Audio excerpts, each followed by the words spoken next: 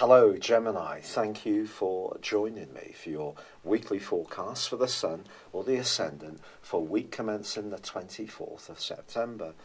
The Sun and Mercury, your ruler, have just relocated into a really bubbly, joyful part of your scope, and you have an opportunity over the next month with the Sun's support to be much more self-expressive and outgoing.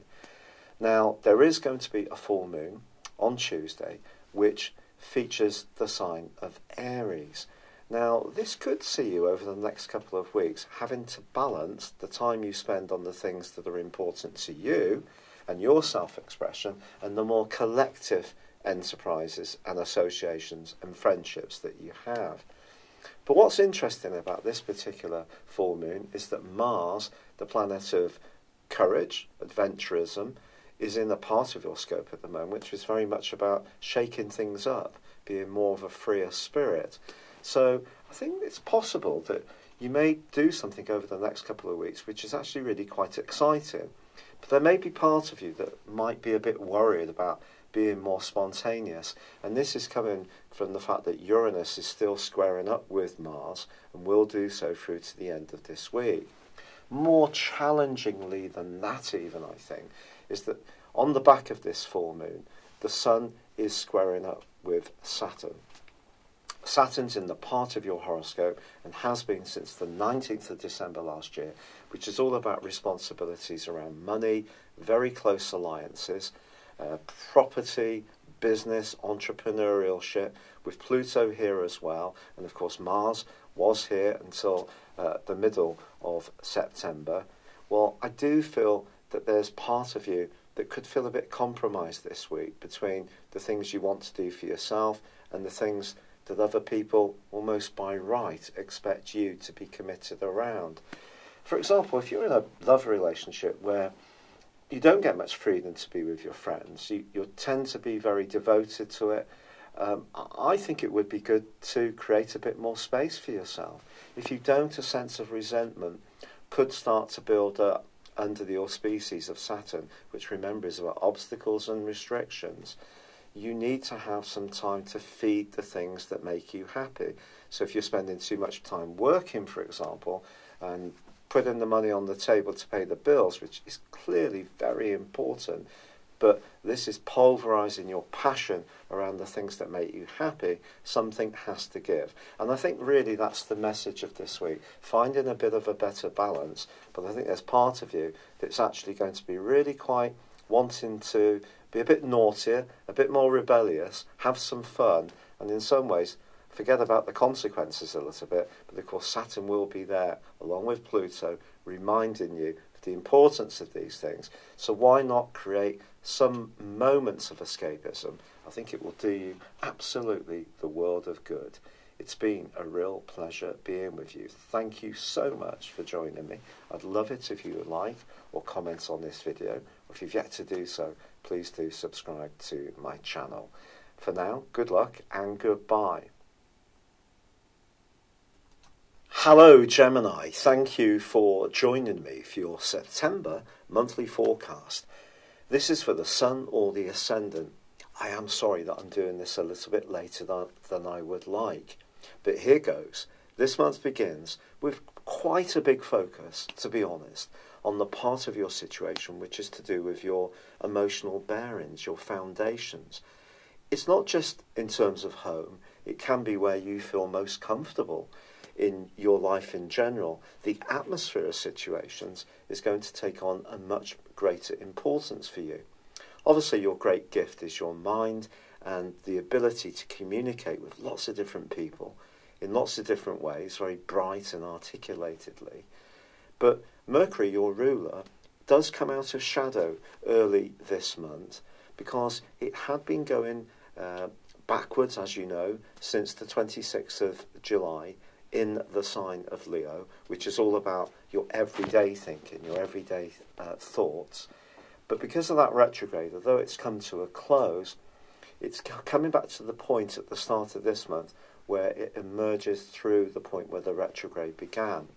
So if there is something around a communicational issue which has seemed a little bit bogged down and not flowing quite as well as you would like, some early progress is possible from the 6th. There's also a quarter moon on that day as well in your sign. The suggestion here is that you may find yourself in the following week having to balance those more emotional and foundational issues that I spoke of with what feels comfortable for you as an individual. Someone around you may be a little bit out of sorts. This could be a family member. If you share accommodation with someone else, you may be more conscious of your need for room or the impact that other people have on your space. But by the 9th, well, Mercury then moves into the sign of Virgo, one of its 2 home zones along with yours. Mercury in Virgo is very much to do with the detail of things, and it's to do with thinking in a very dry way, which gives some kind of tangible result from whatever it is we're focusing upon. And I think the chances are something could be altering around the base of your existence. So that could be your home. But it could see you, as Mercury moves on the 9th, have a really important conversation with someone about something from the past. You could be recollecting, there could be a reunion. But because there is a grand Earth trine with Saturn and also Uranus, which will last for a few days, this can be a springboard to better understand your needs when it comes to your immediate environment, wherever you find yourself. But of course on the 9th there is also a new moon. And this new moon gives you the opportunity to perhaps redecorate, move your furnishings around, declutter, perhaps think about starting a business from home, because this new moon forges a beautiful link with Jupiter and also feeds into the location of Pluto. So these 2 links for you are very much about making the most of your assets. Whatever they may be, you can squeeze a bit more from them. And imagination can be part of this too, because Neptune's on the other side of the heavens as well, remember. And that's having a big impact on how you're thinking about your more worldly activities. But Uranus and Saturn are going to be feeding into this as well. So it's a chance to be enterprising, to think about your resources, perhaps a bit more reflectively, but you can do so in a positive way. Now from the 11th through to the end of the month, well, Mars is going to be clashing with Uranus again. Mars moves back into the sign of Aquarius. Now for you this is a great location insofar as it gives you a desire of adventurism, of independence, but with Uranus locked away through till November in a very tender part of your horoscope, I think what can happen from the 11th through to the end of the month is an issue that you might ordinarily turn the other cheek to, can take on an almost furnace-like intensity and could get under your skin a little bit. You could discover something that you didn't know before on a point of principle or even a basic fact, which also could be very surprising. At the heart of this month, Venus and Mars are also going to be in a tete-a-tete. Now Venus for you initially is in a gorgeous location because it's in the part of your horoscope that's to do with playfulness and to do with love and romance. But then it gets much more practical for the rest of the month.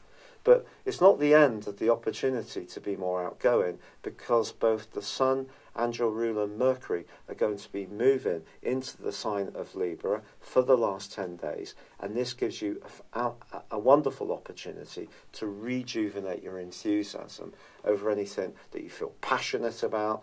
And it can see you wanting to be more playful, go out and about, mix and mingle much more, and demonstrate your classic Gemini qualities. There is also a full moon, and this full moon occurs in the sign of Aries. So there may be some balance to be found between the passions you want to pursue as an individual and what you need to do in terms of the collective response to your life. In other words, your responsibility to friends, and also thinking about your longer term future. So I think there is going to be times this month when you could feel a little quieter, a little more reflective, but there's a lot to learn from this, and you can emerge from this and feel more outgoing, more spontaneous, more entertaining.